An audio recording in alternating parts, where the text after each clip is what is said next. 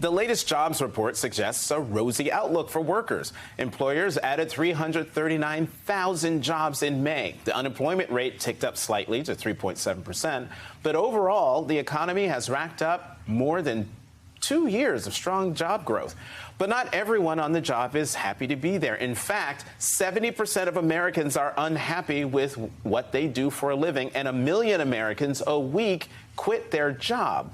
My next guest has advice on how to find happiness in your work.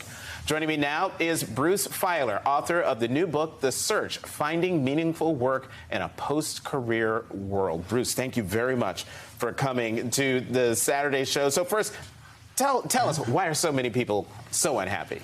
I think the big reason, really, is they do what they think that they should do, not what they want to do. They chase someone else's dream, not their own dream. I mean, look, I'm in the transitions business, as you know. I have spent 6 years now traveling across the country, collecting and analyzing hundreds of stories of Americans, all walks of life, all income levels, all 50 states, looking for how they and we found meaning in times of change. And as you just said, no area of life is more racked with change now than work. 3/4 of us plan to look for new work this year. And so what you said about that 70% figure, that means 100 million Americans will sit down with someone they love this weekend, this summer, and say, I'm not happy with what I'm doing.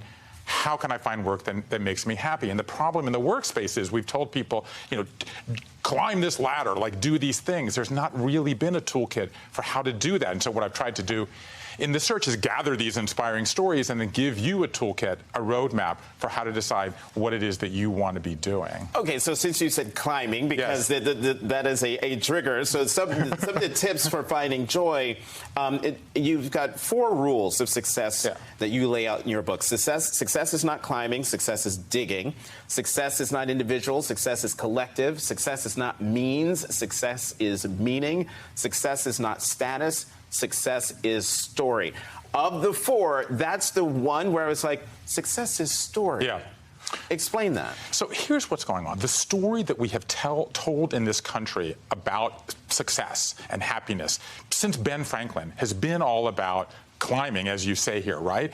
But here's the problem with that story, Jonathan. We've only been talking to one kind of person, okay? I looked at all the success books of the 20th century.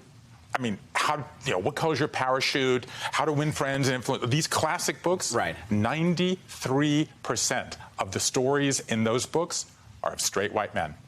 7% were women, 0.009% were from underrepresented backgrounds, right? So I said in this book, The Search, more than 2/3 of the people that I spoke to come from underrepresented backgrounds. And when you speak to them, it turns out they want to tell a different story. So then so give me an example. What's the story?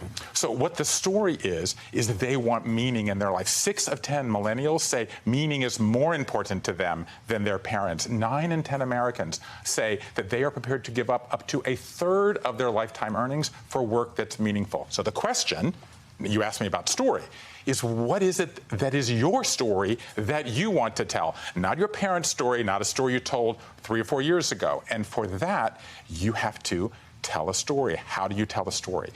Who, what, when, where, why, how, right? So what this book introduces is this toolkit. I call it 21 questions to find work you love. And you ask a simple, let's just take the first of the 21 questions, right? Yeah. Tell me the upsides and downsides of work you learned from your parents. When you ask that question, it turns out 2/3 of Americans say, what did they learn from their parents? The value of hard work, okay? Americans want to work hard. What's the downside? Number 1, overwork. Number 2, strain on the family. Number 3, unhappiness.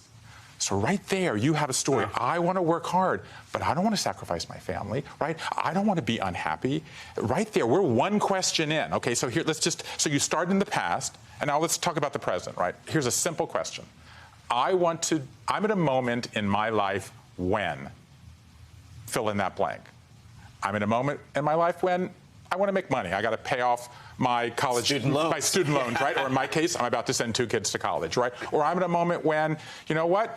I'm a new parent, right? And I want to spend more time with my family, or my mother's having chemo and I want to go to so I want a job that doesn't have me travel, right? And working around the clock. Or I'm at a moment when I've done the same thing for a really long time.